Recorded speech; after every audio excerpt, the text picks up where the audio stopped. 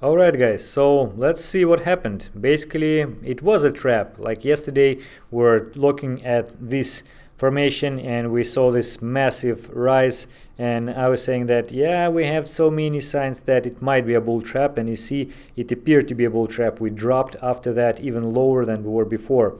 So we are now forming a sideways channel with a very low volatility, like $100 or something, like 1%. And right now on the 1 hour time frame, we have the Bollinger Bands with very narrow. So I would expect that anytime soon we may have some kind of a move one way or another. And there's a question where, right? Like, where are we going? Are we going up or down?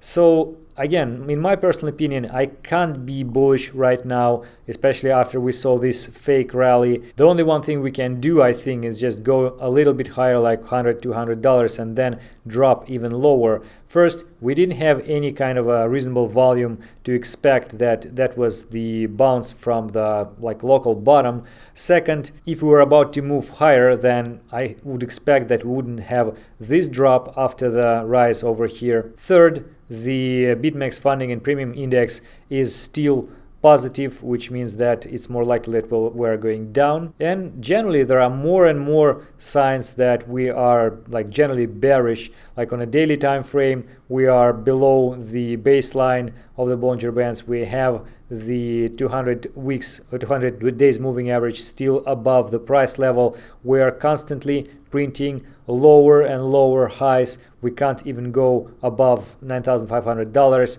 to have a little bit of the hope that we may go higher. Of course, we can always draw something like this, right? But instead of that, we will same success could go even lower than this area, because again, a lot of people were expecting that the price will go below this level, where it went short, and then it's easy to liquidate them. Now, a lot of people are hoping that this was the accumulation to the upside, and this is a bear trap, and then we are going higher and higher. However, instead of that, just the same way as this triangle was broken downwards, this triangle also has been broken downwards, so we may expect a continuation of the drop even lower, but that would bring us to the dangerous zone below $7,000, and where a lot of stop orders, a lot of liquidity, and I think it's like a magnet attracting the price level right now. And surely we can have again this reliefs rally to the upside, but you see, like, this daily picture, this engulfing candle is a massive bearish sign.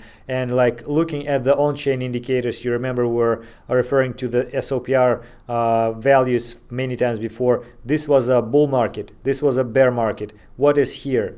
This is a kind of a transition period between between bulls and then what? Then bears, of course. Of course we could technically go up again and switch to the bull mode. However, usually it's one to another, and that was a bear period, bull period. Now we would expect to have a bear period. Moreover, this was a transaction here.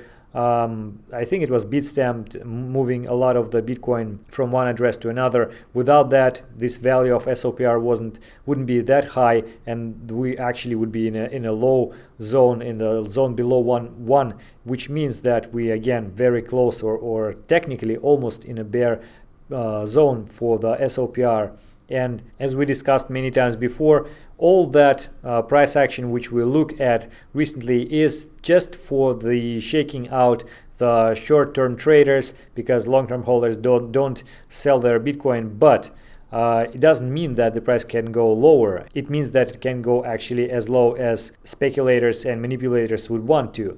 $6,000, $7,000, and so on and so forth. But in any case, right now, and actually every time when we're having a significant move one way or another, is the point of the potential reversal for the move to the upside, or the continuation of the drop, even more bloody one. So again, it's very interesting, but we need to consider like a long-term perspective. And right now, yeah, we are continuing higher lows until we will not go above, let's say, $9,500, and then will not break this trend line and will not make a higher high.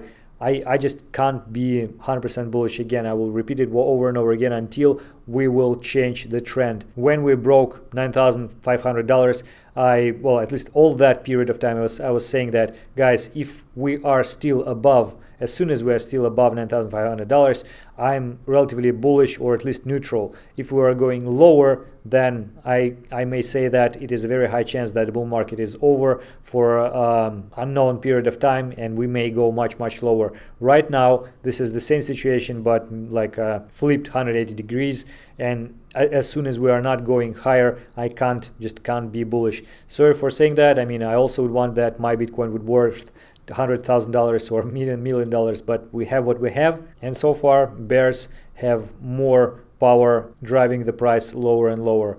But I will continue to try to find some bullish signs. For example, if we look at the current situation, not only the bearish signals out there, but for example, if you remember here, it was the bearish divergence on the 4 hours time frame. Right now we are kind of having a bullish divergence. It's not that strong. You can look at the different time scales. It's not that clean at those time scales, but in any case, we are kind of having this bullish divergence on RSI, MACD, and stochastic RSI. So technically, if this divergence played out, then this divergence also could play out, and we can go higher. But I wouldn't bet my farm on it.